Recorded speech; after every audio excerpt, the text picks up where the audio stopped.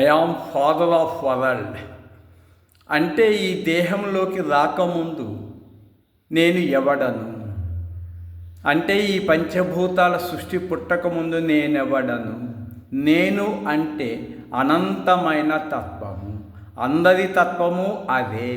అది మరిచిపోయి పంచభూతాల జగత్తు నిత్యం అనుకొని, శాశ్వతం అనుకొని ఈ కర్మలు చేస్తూ ఇరుక్కుపోయి చచ్చిపోతున్నాడు. Birth and death.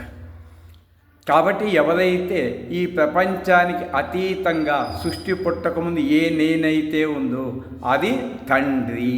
కాబట్టి I am father of universe world. కాబట్టి అందరూ నా బిడ్డలే అనుకున్నప్పుడు ఎలా ఉంటుంది?